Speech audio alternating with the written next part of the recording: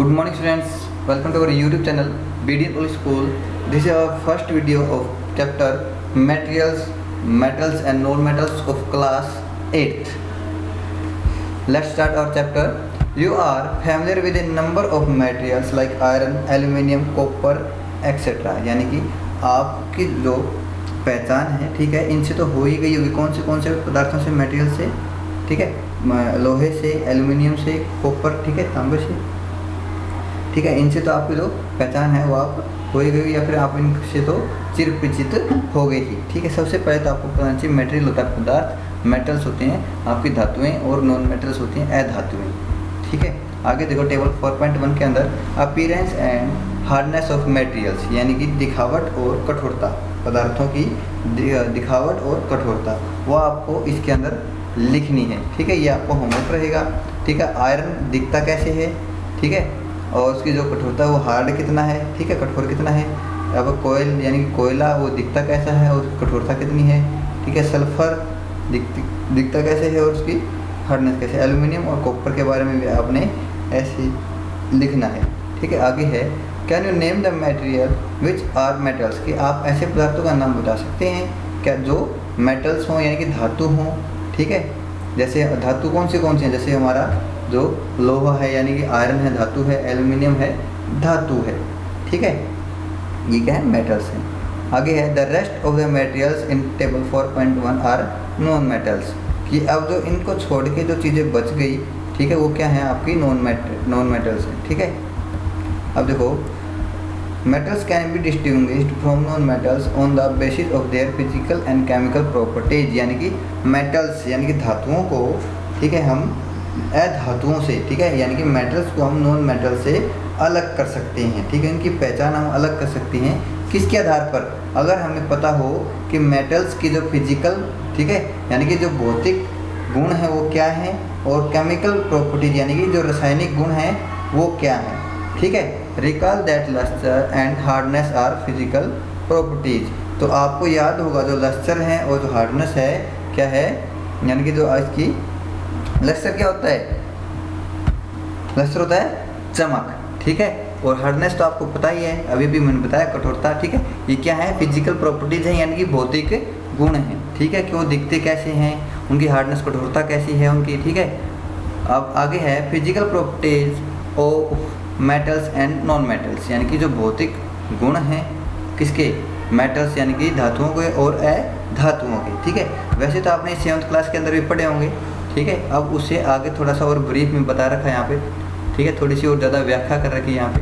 Have you ever seen a blacksmith beating an iron piece और an article made of iron like spade, a shovel and axe, ठीक है, यानी कि कभी आपने किसी लोहार को देखा है किसी लोहे के टुकड़े को पीटते हुए, या फिर लोहे से बने हुए टुकड़े को पीटते हुए, ठीक है। आगे है do you find A change in the shape of this articles on beating, तो आपको क्या है कि उस टुकड़े को पीटने के बाद क्या आप उसके अंदर कुछ बदलाव नोटिस करते हैं। थोड़ी देर लगातार हथौड़े मारने पर उस टुकड़े के शेप है, जो आकार है, उसके अंदर तो बदलाव आ ही जाता है, ठीक है। आगे है वुड यू एक्सपेक्ट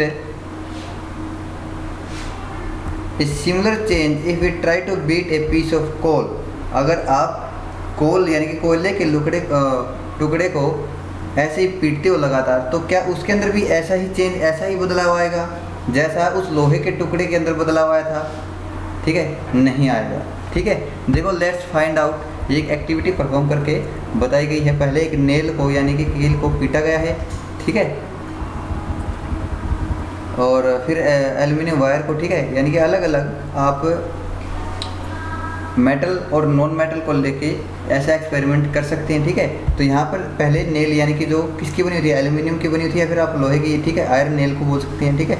उसको पहले पीटा गया, उसके अंदर जो बदलाव आए, सेम बदलाव जो अगर आप कोयले के पीस को टुकड़े को तोड़ते हो, या फिर उसके ऊपर ऐसे ही लगातार प्रहार करते हो हथौड़े से, तो उसके अंदर ऐसे बदलाव नहीं आएंगे, ठीक है, वो पूरी तरह से बिखर जाएगा, ठीक है, उसको टुकड़ों के अंदर बिखर जाएगा। आगे है मेलेबिलिटी ऑफ मटेरियल्स, ठीक है, यानी कि जो मेलेबिलिटी है मटेरियल्स की, ठीक है, वो आपको यहाँ पर दर्ज करनी है, ठीक है। आयरन नेल की, कोयले के जो टुकड़े हैं उसकी, ठीक है, और जो एल्युमिनियम वायर है, ठीक है, जिसको आपने हथौड़े से प्रहार करके चपटा कर दिया, ठीक है, उसकी जो मेलेबिलिटी है वो कितनी हुई।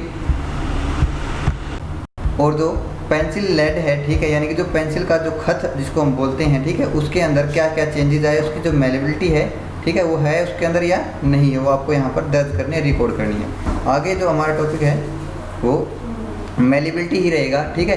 देखो, you show that the shape of the iron nail and the aluminium wire change on beating. जब आपने देखा कि जो आयरन नेल यानी कि जो लोहे की कील है और जो एल्युमिनियम वायर है यानी कि जो एल्युमिनियम की बुनी हुई जो तार है, ठीक है, जब हम उसको बीट करते हैं यानी कि लगातार प्रहार करते हैं तो वो उसके जो शेप है वो चेंज हो जाती है, ठीक है। If they were beaten harder these could be change into sheets. अगर इनको और भी ज़ोर ज़ोर से बीटन यानी कि पीटा जाए, ठीक है, इनके ऊपर प्रहार किया जाए तो ये किस में बदल जाएंगे, ये चीज़ें ये शीट्स के अंदर बदल जाएंगे, ठीक है।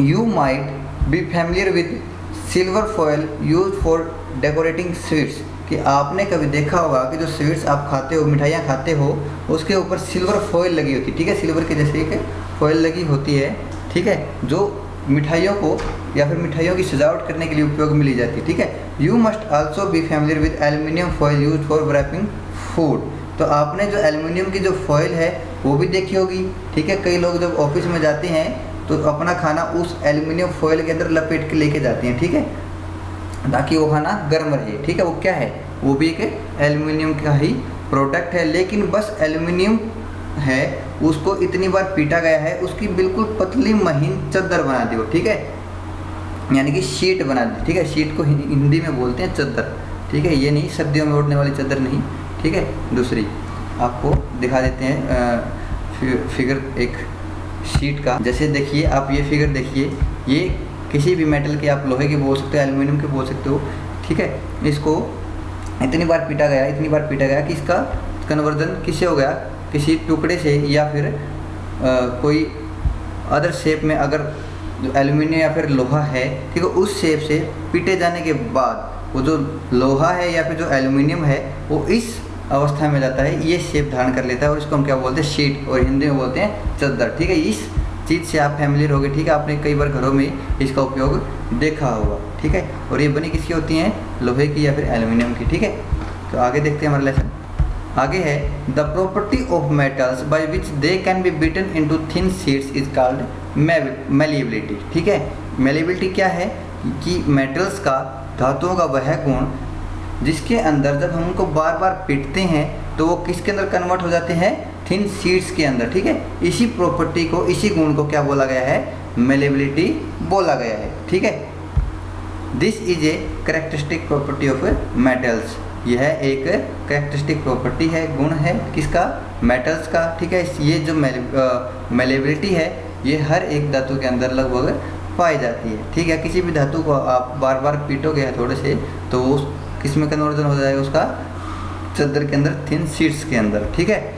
As you must have noticed, materials like coal and pencil that do not show this property, यानी कि आपने अभी देखा होगा, नोटिस किया होगा कि जो मेटेरियल्स पदार्थ हैं, कोयला और जो पेंसिल का जो खत है, उसके अंदर ये प्रॉपर्टी, ये गुण नहीं होता। जब हम उसको थोड़े से पीटते हैं तो पूरी तरह से बिखर जाते हैं और शीट्स के अंदर उनका कन्वर्जन नहीं होता।